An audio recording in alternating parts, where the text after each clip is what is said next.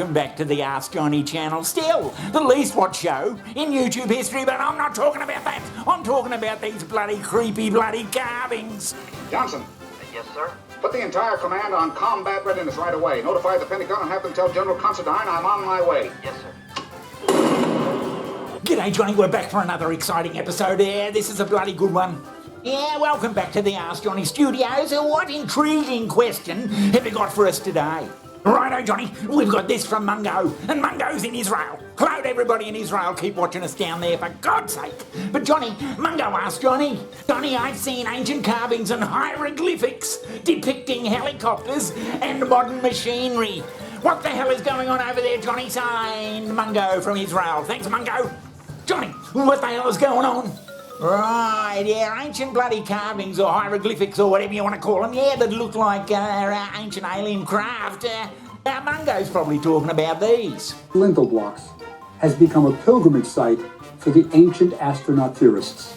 Jesus Christ, Johnny, that's a bloody helicopter. How the fucking hell did they... Yeah, some bright spark in the 90s.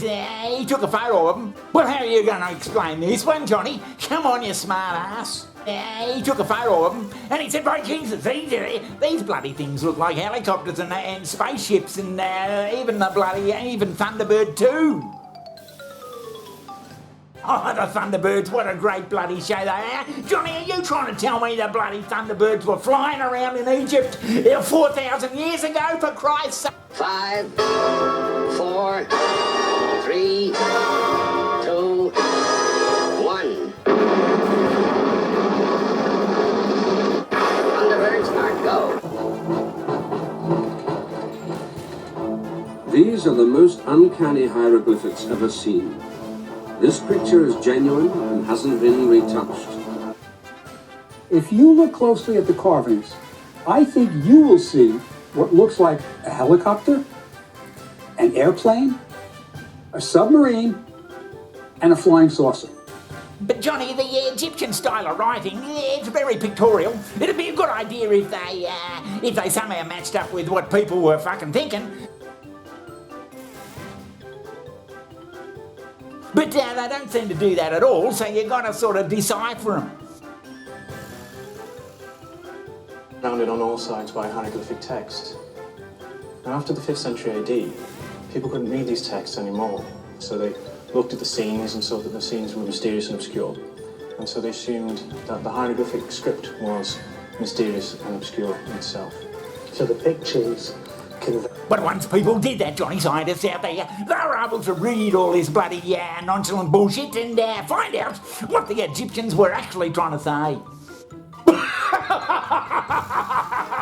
You gotta be... Get out of here.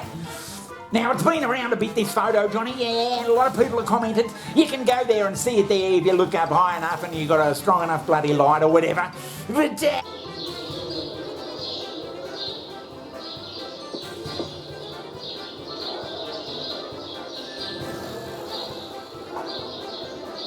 Okay, this is the Temple of Osiris at Abydos, and we're going to now talk about the world famous glyphs that have been found here, that some people think are helicopters, submarines. Yeah, it certainly caused a stir, that's for sure. What else could the bloody things be, they wondered? Jesus, it'd be a find and a half, wouldn't it? Now, I always thought, Johnny, that coming up with these bloody perfect-looking helicopter... After you spent centuries writing all this mumbo-jumbo on the wall, I thought it was a bit strange that they suddenly come up with a perfect-looking helicopter and a couple of aeroplanes. Yeah, whatever. Overwhelmed by the evidence? Well, let's not be so hasty or so arrogant. We need to take a closer look at this. Now, Johnny, all these bloody archaeologists, they're not all dumbasses, you know. And I reckon a couple of them have come up with the right bloody solution to this particular problem.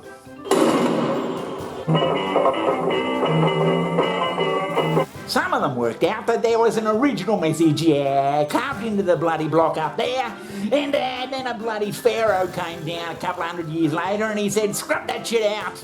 I don't mean to say that at all, I'm going to say this. Sophisticated technology in ancient Egypt. Mystics might see them as a sign from God. But in fact, they're a startling coincidence. So what's going on?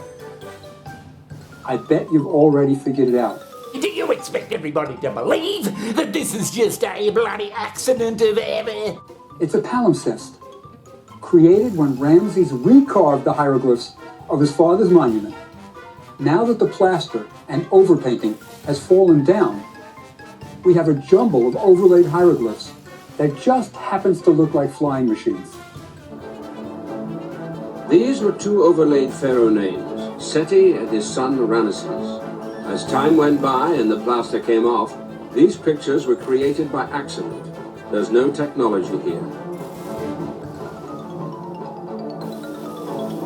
What are you telling me it's some sort of a bloody overlay thing?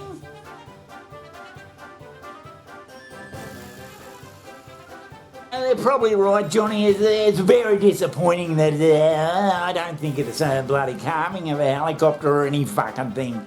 Well, you can knock me over with a bloody feather, Johnny, after that comment. Yeah, in summing up, Johnny, and for Mungo, he can strike this off his bloody list, Mungo. You can strike it off, because I really do think it's just a case of, it's this bloody thing. It's a palimpsest, created when Ramses recarved the hieroglyphs of his father's monument. I don't know about that, Johnny. Surely it's bloody aliens or some fucking thing, surely. But there's still plenty of things out there in Egypt, Johnny, that we haven't got answers for, and the Ask Johnny channel is going to keep on looking for them. Well, Johnny, you've done it again. Another outstanding 10 minutes of bloody claptrap journalism. I'm sure that's put Mungo at ease and everybody else. But let me tell you, Johnny, the Ask Johnny channel, we're not going to sit on our laurels here. We're going to continue to strive to find the truth about all this bloody, about all this ancient bloody aliens bullshit, and we're not going to rest until we've got some truth.